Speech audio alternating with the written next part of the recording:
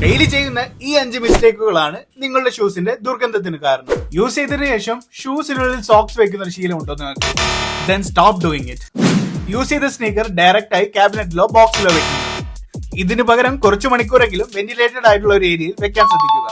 Socks wear ചെയ്യാതെ sneaker use ചെയ്യുന്നത്. Socks wash ചെയ്യാതെ പല ദിവസം യൂസ് ചെയ്യുന്ന ഒരു ശീലം ഉണ്ടോ നിങ്ങൾക്ക്?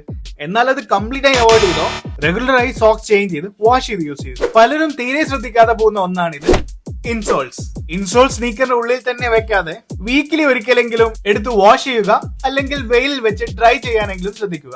വൺ അഡീഷണൽ പോയിന്റ്, ഒന്നിൽ കൂടുതൽ സ്നീക്കർ നിങ്ങളുടെ കയ്യിലുണ്ടെങ്കിൽ ഡെയിലി ഒരേ സ്നീക്കർ വെയർ ചെയ്യാതെ സ്നീക്കർ റൊട്ടേഷൻ ചെയ്ത് യൂസ് ചെയ്യുക. സോ ഈ 5 കാര്യങ്ങൾ ശ്രദ്ധിച്ചാൽ തന്നെ വിയർപ്പ് കൊണ്ടുണ്ടാവുന്ന ബാക്ടീരിയൽ ആൻഡ് ഫംഗൽ ഗ്രോത്തും അതുപോലെ ഉണ്ടാവുന്ന ബാഡ് ഓർഡർ ബിൽഡപ്പും ഒരു പരിധി വരെ അവോയ്ഡ് ചെയ്യാൻ കഴിയും. ഓൾറെഡി നിങ്ങളുടെ സ്നീക്കറിലുള്ള ബാഡ് ഓർഡർ എങ്ങനെ റിമൂവ് ചെയ്യണമെന്ന് അറിയണമെങ്കിൽ ചെക്ക് ഔട്ട് പാർട്ട് 2.